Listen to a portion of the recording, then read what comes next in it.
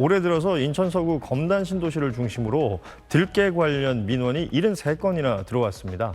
대부분은 집 근처를 돌아다니는 들깨 무리 때문에 위협을 느낀다며 포획을 요구하는 내용입니다. 지난달 한 주민은 갑자기 달려드는 들깨에 놀라서 급히 몸을 피하다 넘어져 다치기도 했는데요.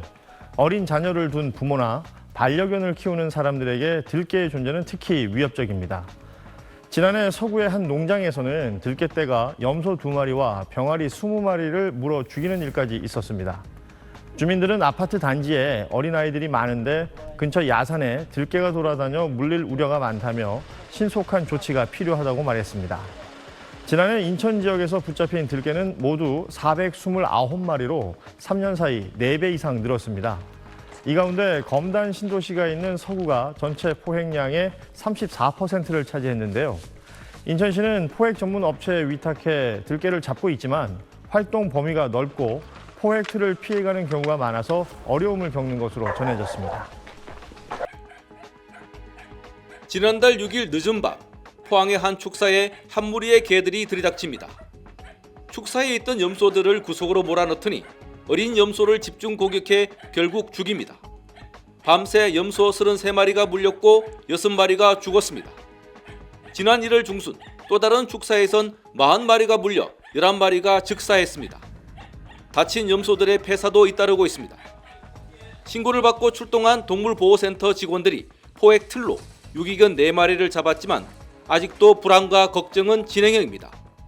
아직도 들깨 3마리 다니고 있어 여기 오고 있는데 여튼 다른 방법으로 하고 들깨를 좀 잡아줬으면 좋겠습니다. 답답하죠. 왜냐하면 피해가 너무 크니까. 지난달 27일 20km 남짓 떨어진 포항 대송면에서도 유기견 3마리가 축사에 침입해 염소 9마리를 물어 죽여 포획틀을 놓고 있습니다.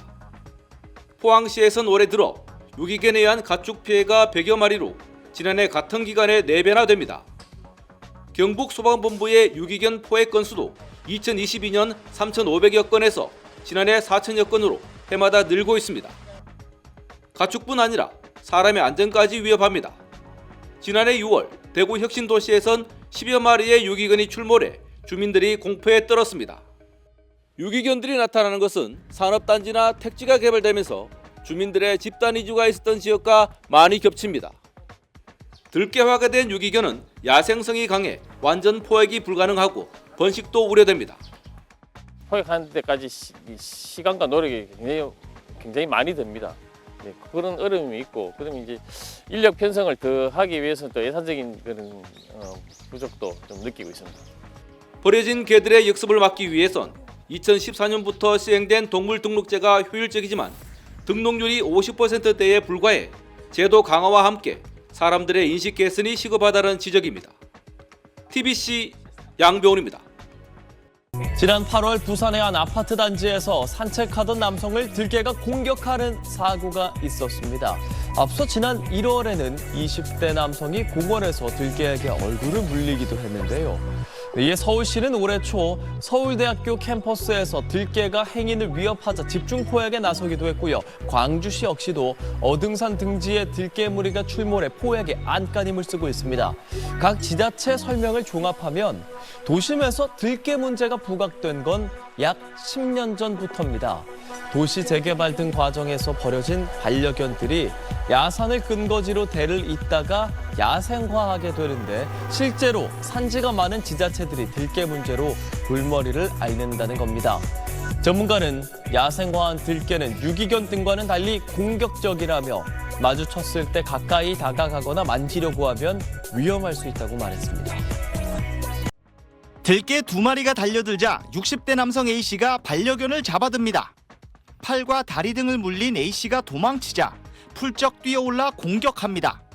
아파트 안까지 따라온 들깨는 대치를 벌인 뒤에도 주변을 한동안 어슬렁거립니다. A씨가 들깨에게 습격당한 현장입니다. A씨는 오지 않는 엘리베이터를 기다리며 한참 동안 발길질을 한 뒤에야 겨우 들깨를 쫓을 수 있었습니다. 반려견과 산책을 나가던 A씨는 병원 신세를 져야 했습니다. 팔에 2바늘을 꿰매는 부상을 입고 광견병과 파상풍 예방주사까지 맞았습니다. 한 2m 점프해가지고 확 물고 흔들더라고요. 또 그 사이에 한 번 다리 물고 오늘 날 죽는구나 이 생각이. 문제의 들개는 사고 당일 소방에 포획돼 동물보호소로 옮겨졌습니다. 지난 1월에도 부산시민공원에서 20대 남성이 들개의 얼굴을 물려 50바늘을 꿰맸습니다.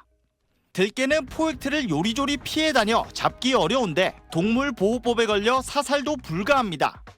사고 뒤 정치권에선 들개를 유해조수로 지정하자는 목소리도 나왔지만 유야무야 됐습니다. 반려인구 1000만 시대에 걸맞는 제도 개선과 시민 안전을 위한 실질적인 대책 마련이 시급해 보입니다. KNN 하윤광입니다.